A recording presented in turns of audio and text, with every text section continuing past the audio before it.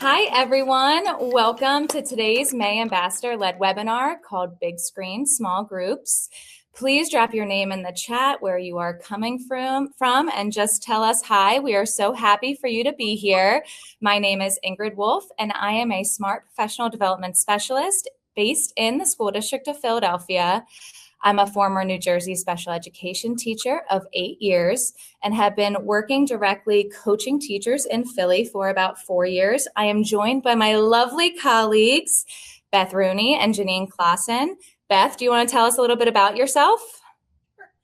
Hi, everybody. I'm Beth Rooney. I have been teaching for 26 years. I have been working for the School District of Philadelphia for 20 of those 26 years.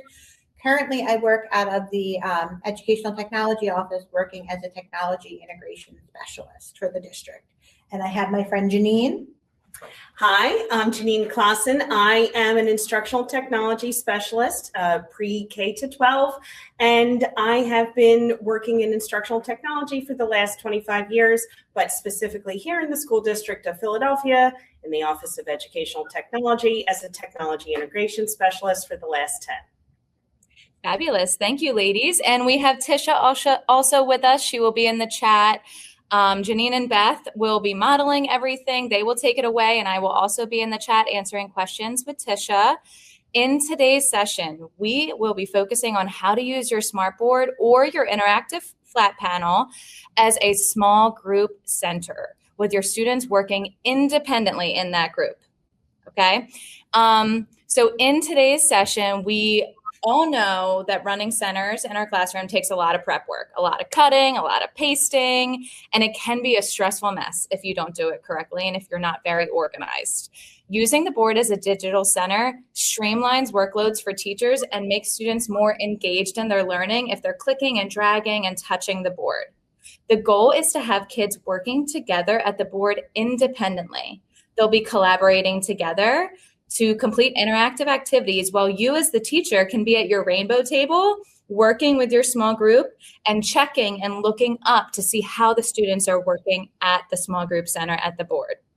So our session today will have 2 parts, and Beth will show us that on our screen. Our first part, we're going to discuss how to set up your board as a center, different strategies you can do to lead to success in your classroom. And then the second part, we will explore some activities that are good for independent group work.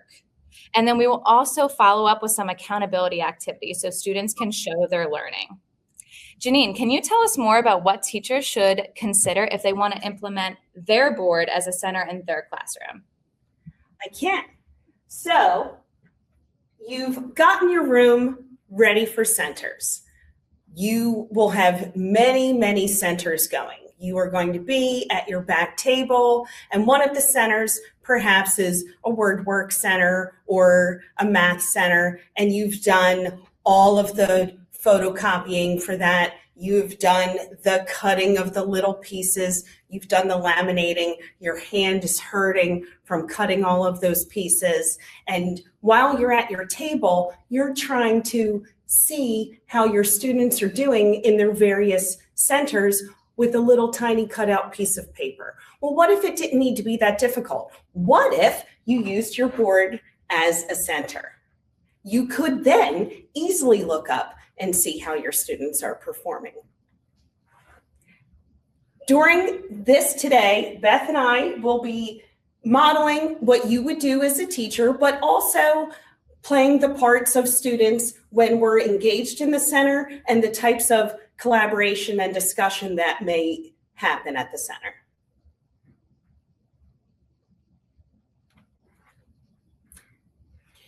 So these are some how-tos for implementation, which are not very different than implementing any small group station in your classroom. A lot of teachers are afraid to have kids up at the board touching it, when really that's what they're designed for.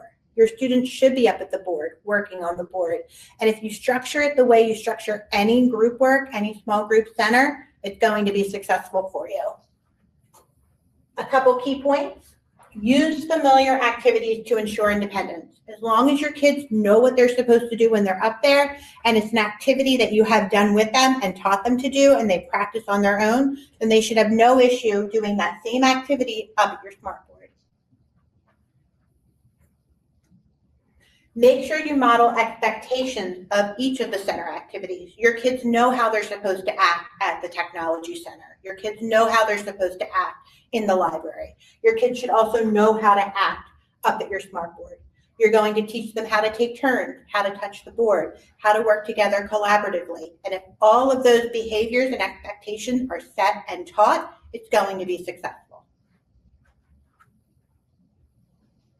You also need to hold them accountable for the activities. If they know you're not looking at what they're doing, then they're not going to put as much time and care into the activity. So each of the activities that Janine and I have today, in addition to having the activity itself, there's a discussion piece and there's a piece that holds your kids accountable for the work they're doing up at your smartboard. We also want to be mindful of the groups. You know who works well with who, or maybe what level your students are at the moment, and maybe who shouldn't work together. So the main goal is that we want them to be independent of you. They should not have to interrupt you to know what to do. So keep that in mind when you have your groups. So the next few examples are going to be how you can share your groups with your students while within the Lumio lesson here. So here we have a Google slide that we imported that has our list of students and what they're doing in each station.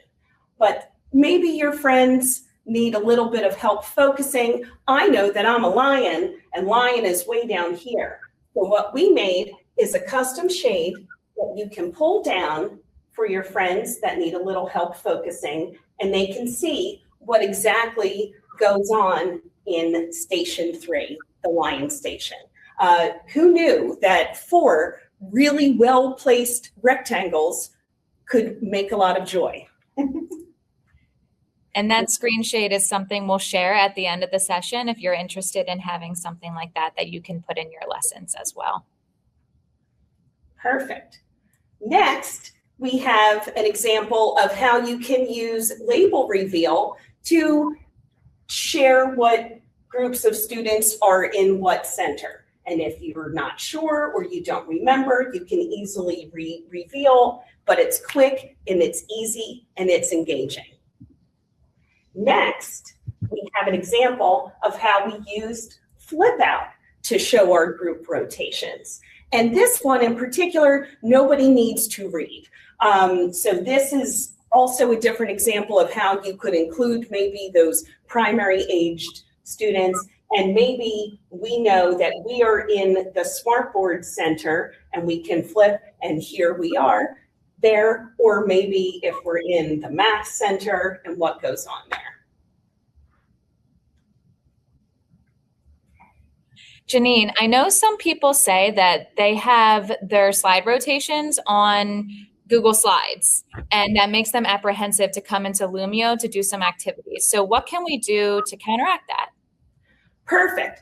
So, and I was just about to get to that. It's like you read my mind. So that is a hurdle that we hear a lot of the time, but you can easily duplicate those slides between each activity. And this stop sign is something that we like to use at the end of the activity of the Smartboard Center. So we can begin with the groups and who goes where, and then you can end with the activity with the stop and wait for your teacher to switch groups. So maybe the scenario is we were up at the board, we finished early, and you're with your small group still. And you as the teacher can see that when you see the gigantic stop sign that you might know it's time to wrap up or maybe say go do something independently if you need a little bit more time.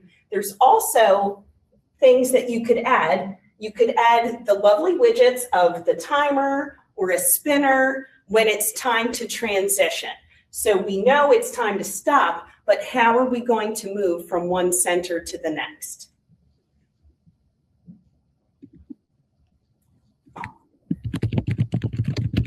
All of these activities that we've designed today and that you're going to experience, they're all meant to be collaborative for a group of 4 to 5 students. So when you're designing your activities, think it's more than 2, and what can we do when we're up here at the board. But we're going to end our final how-to with transition with purpose. So to go back to, we have seen our groups, we have engaged in a center activity, we've seen the stop sign, and now it's time to transition. So yes, you could use the timer for how long that transition takes, but we're going to put a widget on. Maybe. And we're going to put the spinner on. So maybe the spinner lands on walk with peanut butter and jelly hands and marshmallow feet to the next center. Or maybe it lands on, what do you know, fun dance. So you could have a really fun transition song. We particularly like this one. Switch it up, time to go. Clean your space and take it slow. Push in your chair, walk with care. Leave it right. It's one of our favorites.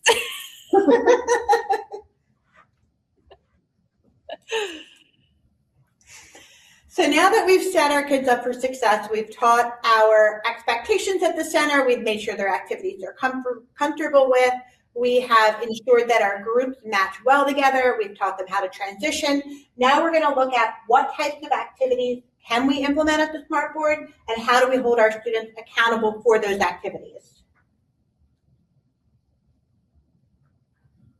Oh my gosh. Too far ahead. All right, so this first activity, Janine and I are going to model for you. This will be an activity where each student in that group could spell a word, and your students can work with each other and support each other to make sure that they're spelling the words correctly as they go. So if I look at that first picture and I see cat, I know K makes a K sound, so I bet cat starts with K. I don't know, Beth. I know K makes the K sound, but I also know that C makes the K sound. So what would happen if we tried C? I think that looks right. That looks good to me too.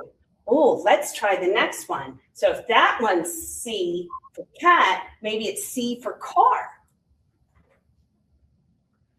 Car. I hear R at the end of that word. What do you think the vowel is? I don't know, but the other ones are A's. We have rat and cat and R. We could try E. I think that would be cur. I think you're right. Let's try R, car. That looks right. So you get the idea. Your kids can have that discussion and build out the words that go with them. And now, once they've done all of that, the next slide has a space for each student to write the word that they spelled on the first page, and then the directions are to connect the words that rhyme with a line. Now, if you have kindergarten, first graders, maybe they're not at a level yet where they could read these directions, we're able to put in the instructional audio up at the top there that will read the directions to your kids. Write the word that you built in the word ladder activity. Second, connect the words that rhyme with a line.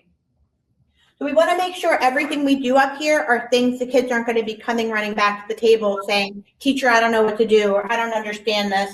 It's going to be something that was taught, and if they forget, there's directions they can read, and if they can't read that, there's directions they can hear. So on this slide, I'm going to start with the word that I spelled.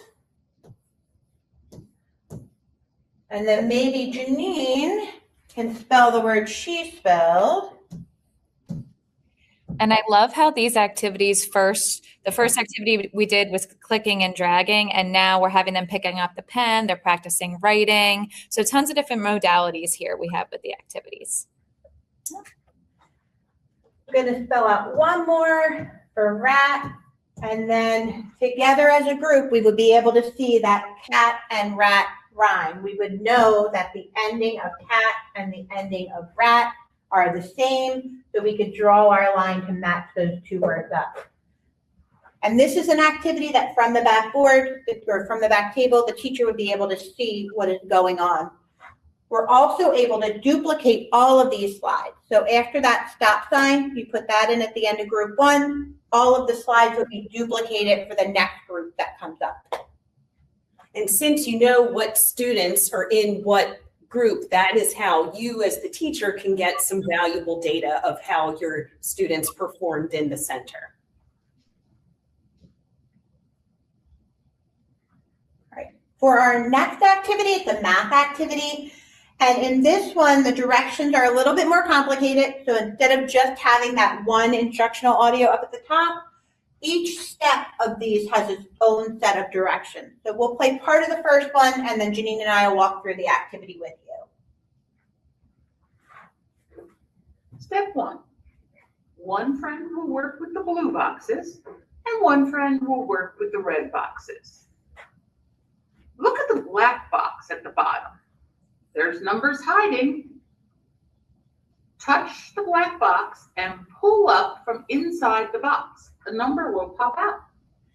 So that would be the first part of this. So the way this activity works, your kids will each pull up 7 numbers, and you could have 2 on this side of the board, 2 on this side of the board, pulling up the numbers, and then those 2 kids would work together to build an addition problem that's going to get closest to the 100. If you happen to have a 5th student, that student could be the one that's the judge to make sure everyone's math is correct, and then move the star to decide who won the competition.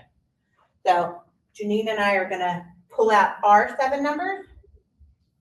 And as you're pulling out your numbers, I think the main takeaway for an activity like this, it doesn't have to be this exact activity. What we're showing you, you don't have to do these exact activities, but just keeping in mind, you're going to have 4 kids interacting on that slide. You want something where one person can do one thing, another person can do another, they can collaborate. So that's how you're planning your activities. You're thinking group discussion in mind.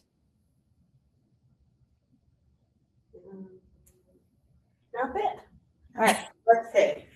I have 96 plus 4. So when I add, I start with the biggest number, and then I can count on. So 96, 97, 98, 99, 100. I am spot on. And I never, let's see. All right, and I am at 99. Woo-hoo! So Beth and I have played this game many times, and here's a little fun fact. She gets 100 every single time. Because I'm a genius. Every single time. Is she cheating? Who knows? I might be. I don't know. But this is fun because I would get my star. I would get my star. This can be cleared off for your kids. If I just hit my reset button, reset the page, all of my numbers will go back down. If you want to have them play 2 or 3 times to see that maybe they get best of 3, you can have them keep resetting the page and keep playing that way. Once they've finished playing, the next part of this is going to be the discussion piece. We have a bunch of discussion questions up here. You would never have to use them all. Maybe you just have one for that day, or maybe you let your students choose. They can be moved out of the way if you want to put one in the middle to highlight it. All right, the one I'm going to use today is, what strategy did you use? It says, explain to a partner the strategy you used to solve the problem. So I would say, Janine, I solved the problem because I started with my biggest number. I made the biggest number I could first. And then I tried to find a number that I could add on easy to get to 100. What did you do? Well, I too did the biggest number first, and then I looked at the end and figured how could I get to 99 or 100, or would I be over 100? So then I started with my biggest number, and then I looked at my remaining numbers, and still have yet to win. I've never won. Because I never lose. But the nice thing about a math center and the same set of questions is once they know what kind of questions are going to be there every single time, then they will be capable of having the discussion around the activity because the questions will never change. You just might not always use them. Yes, and this is something that you should model with your kids at the beginning of the year. Maybe you call a child up after they've done a problem at the board and have that conversation with them so that they can see how they should be talking to their partners in the small groups.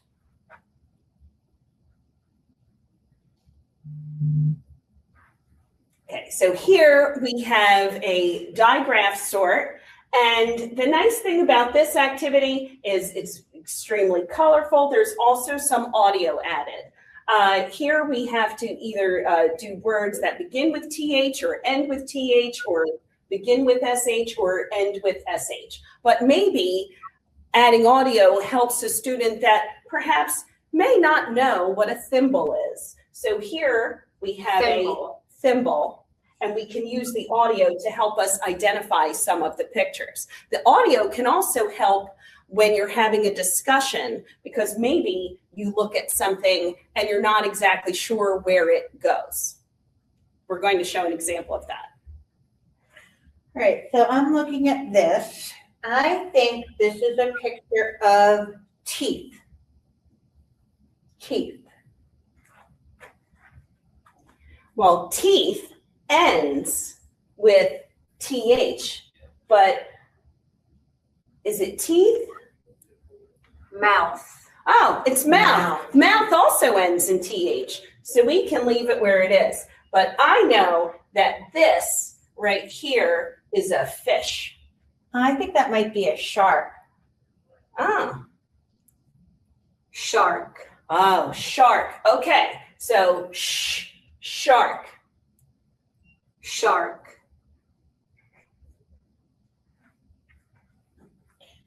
So once your kids have sorted all of these pictures into the correct category, maybe they've used the audio. I know some of the pictures we use for our program can be difficult to decipher, so the audio is helpful up here in this situation. The accountability piece then would be here. The kids are going to write a word or add a picture for each digraph group. And there's multiple ways you can do this. Adding a picture, if we come over to our toolbar, we can use the image search to find one. So if I do ship, I want another SH word, I can search for sheep.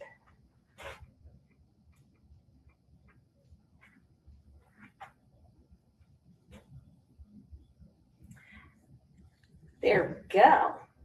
He's cute. Your kid can resize it just to make sure it doesn't take up the whole screen. And there we go. I got my sheep under the ship. And I could add a picture, or I could write a word, or I could even draw a picture. So I am going to draw pictures of math. I'm going to draw math symbols. I have a minus, and that's probably all these students may know at this age, but we could do more as well. That is math. And maybe I draw this and Beth says, what is that? And I could say, I'm drawing an addition sign because I use that in math. We can have more of a discussion. And this accountability piece is good because students may be able to sort together as a group, but then also extending it with coming up with other words that have those digraphs in the beginning or the end. It makes them, extend the activity, and then they have to write on it. They have to add the pictures. So it's just, again, that accountability piece is huge because they could be doing that together, just sorting, or one person could be doing it. But if you assign each person a word that they have to add, then you know that those students are actually working during the center time and they're not just like standing there as a passive participant. And this is another one that could be sent directly to the students. If you send them that student share link, then you can have a copy of how each individual student is able to complete it on their own after the group work is done. Yes, I love that. And that could be put into the laptop center or the technology center. It could be a follow-up to all these activities. You could have that accountability piece also on their Chromebook. Love that, Beth. So here we have an example where we're using a word search. Now, some may say word search is something that's not known for its robust rigor, but what if we did word search in a different way? So we're looking for the word glossary, and because we're going to use this with also then a Frayer model extension activity. Beth is having fun finding all the words. I love a good word search. So we're going to take our example of the word glossary, and now we're going to engage in a Frayer model activity. We like to begin with examples and non-examples where students can just drag activities. So I know a treasure map is a non-example of a glossary. I know a diagram of a dog is a non-example of a glossary. But here I see definitions, and I know a glossary is definitions of words. I see another one that's definitions. I wonder where you can find a glossary in a nonfiction book. What do you think? I think you find it in the back of the book. Let's try that.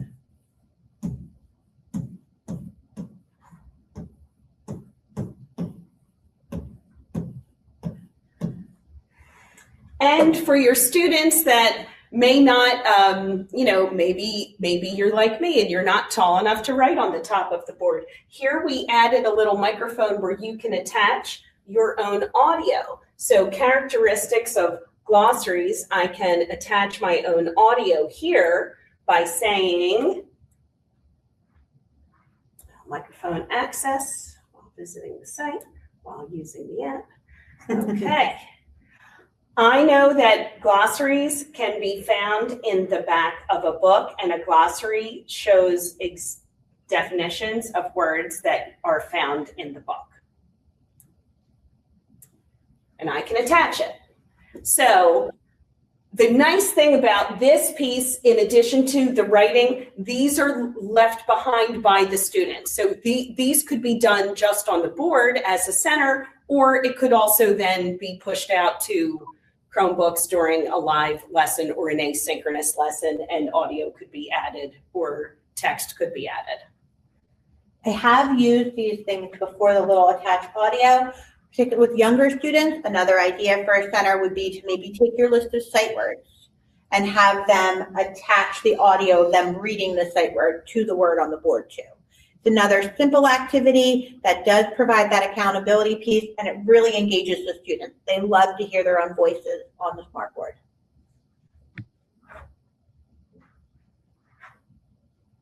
So now that we've engaged in some activities, we thought it might be time to revisit our stop sign that can be duplicated. And so we engaged in center activities. We've reached the end of our center activity. We're going to stop. We're going to wait for our teacher to help us switch groups, but maybe we don't remember where to go. So this is another example of how you can easily duplicate the groups. The answer to, I can't use my board as a center because I need to display my groups the whole time. You can display them when you need to, because now we're getting ready to transition. Beth and I are going to go work with teacher at the back table so we can go check to see where we're going or see where we are because we maybe forgot.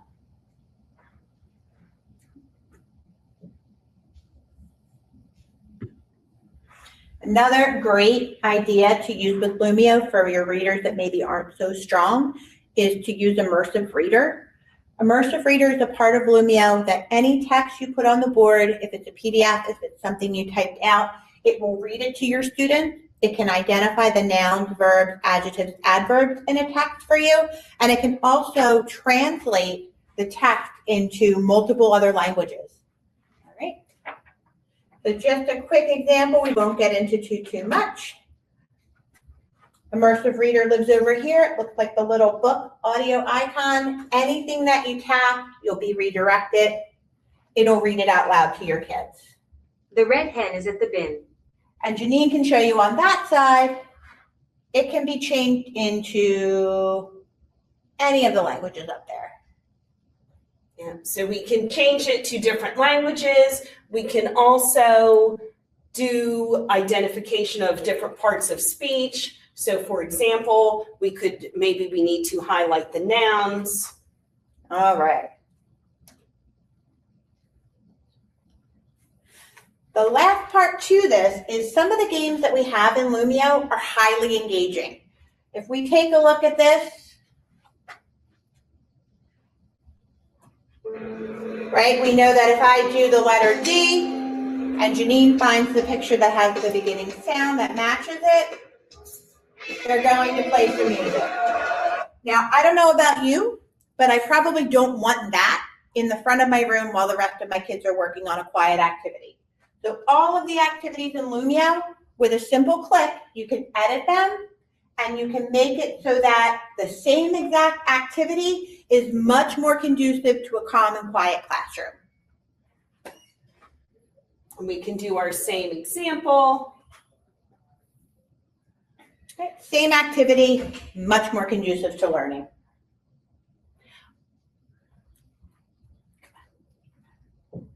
But there may be a time where you want to do something like this, and maybe so you've done the calm version at the board, and then maybe one of the centers is that student technology center where this is going to be there. So what we'd like you to do is, since you've joined the session today, we would like you to engage in playing the match 'em up so we can show you how you can see the data, because you can't use the data when you're not running a lesson, but you can this way. So even if your students just completed, and we could have used a timer to give you a minute, but we have a feeling that you're going to be quick with the consonant sounds. So we can see that Mrs. Brown got them all correct and spent 45 seconds. We can see that Ms. Gata hasn't even started. Ingrid only did 2. Audrey did 1. I know we're getting a little picky here, but it's a great way for you to see what your students did. It's a great way for them to take an assessment without even knowing that they're taking an assessment. They're just going to think they're playing a game, but you are getting all of this great information about how they're progressing with the skills. And you can use that data to then inform your small group for centers. Why make it harder? Which leads me to the game-based activity templates. So that was an example. That is a match 'em up. There are many game-based activity templates that you can find within Lumio, and you can edit them, and it takes about 5 minutes to make a really engaging game. They don't all show data, but the ones that do give you data are Match 'em Up, Monster Quiz, Team Quiz, Rank Order, and Super Sort. They give you data.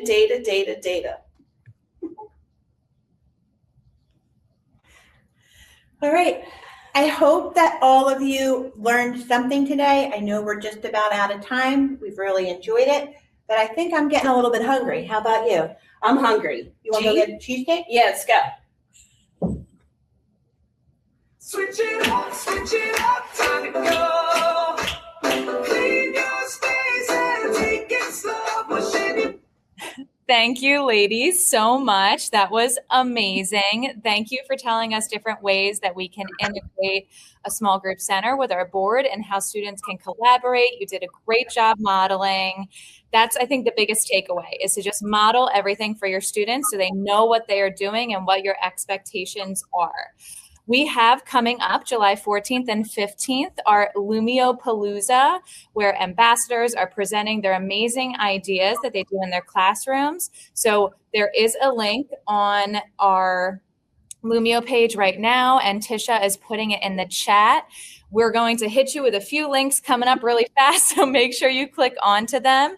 Register. There are about 80, I think, 80 presentations for Lumio Palooza, which is amazing, the most yet. So definitely register for ones that you think you can utilize in your classroom and to get the recordings. Also, if you would like to become an ambassador, just like Janine and Beth, our amazing stars here, you can apply today to become an ambassador. You can join our ambassador hub to join in conversations with teachers around the world and how they are using Lumio. We also have different videos where you can learn how to do different features in Lumio. Okay, and next, we have our academy and other webinars where you can get the recordings and you can continue to learn. That's a big part of teaching, is continual learning. So we greatly appreciate it, everyone. And make sure if you share anything from this webinar, you use hashtag Smart Ambassadors and hashtag Lumio Ambassadors. Please fill out the survey that Tisha has put in the chat, and you will get a certificate for completion, and you will get the recording within a few days of these beautiful ladies, so you can watch it over again. Thank you so much, everybody. And I don't see any questions or anything in the chat. And we hope that you try to use your board as a small group center in your classroom. Thanks, everyone, and have a great rest of your day.